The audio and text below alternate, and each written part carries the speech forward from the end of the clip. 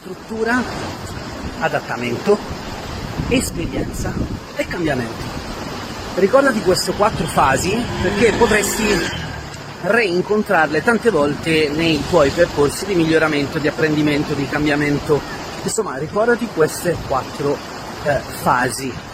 Quindi struttura, adattamento, esperienza e cambiamento. La PNL è piena di strutture.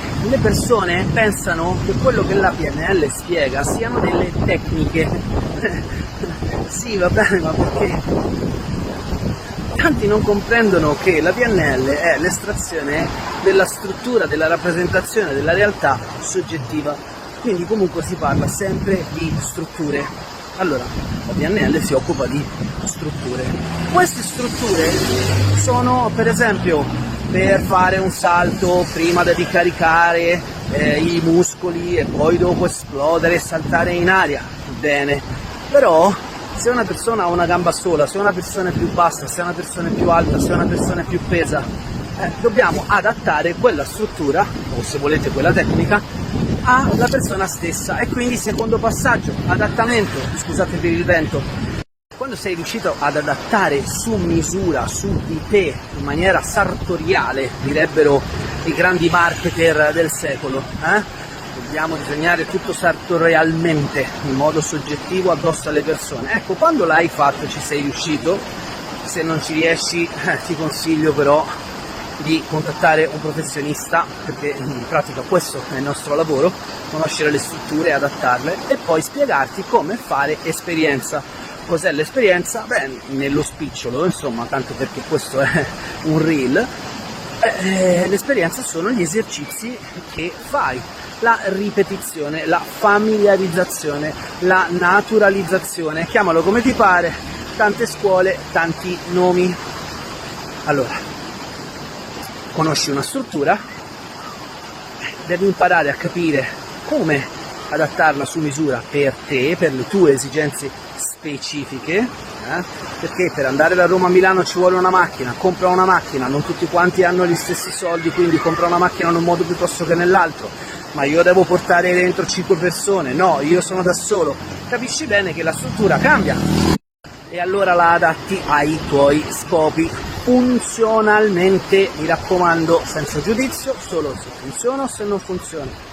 Dopodiché fai una serie di esperienze, una serie di esercizi che fanno sì che quella roba lì nuova, pseudo nuova, ma questo non è il contesto per spiegare questa roba della pseudo novità, comunque quella roba nuova deve entrare dentro ed essere riconosciuta dal tuo inconscio come familiare e quindi ti viene distinto in automatico mentre fai altre cose. Nell'esempio della macchina, sì, la macchina l'hai comprata, adesso la sai guidare e poi riesci anche a ascoltare la radio, fumarti la sigaretta, non lo fare perché fa male, e insomma parlare con l'amico e via discorrendo. Ecco che sei arrivato al momento del cambiamento, cioè quando te ne rendi conto. Allora lì subentra, no, dentro questa grande macchina che è la struttura, l'adattamento, l'esperienza e il cambiamento, qualcuno che ti dice: ma allora questa consapevolezza di cui tanto parli dove si colloca all'interno di questo percorso? Ebbene, il processo della consapevolezza lo ritrovi ovunque. Se non sei consapevole di quello che fai, di quello che percepisci, in pratica non lo percepisci.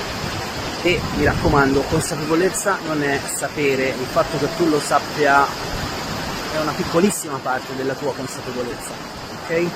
Ricordati di prendere tutto quanto il tuo cammino in modo olistico, non soltanto con un modello razionale, cinico, logico, perché poi dopo si creano dei buchi pazzeschi all'interno del tuo percorso, no? Ti ricordo che, a mio avviso, nel mio metodo, lo uso tantissimo, la vita è bidimensionale se non la tridimensionalizzi con le emozioni, con i sentimenti, con le sensazioni, ok? E quindi comprendere una struttura, comprenderla nella sua tridimensionalità, adattarla nella tua tridimensionalità, fare degli esercizi che siano specifici per te, che ti prendano dove sei, fino al punto in cui hai creato un cambiamento, ecco, Ti ho appena raccontato una struttura bellissima che puoi adattare per il resto della tua vita. Quando lo puoi fare? Sempre. Perché lo dovresti fare? Perché ti dà uno step by step regolare che ti permette di sapere dove sei e continuare ad andare avanti in modo completamente naturale.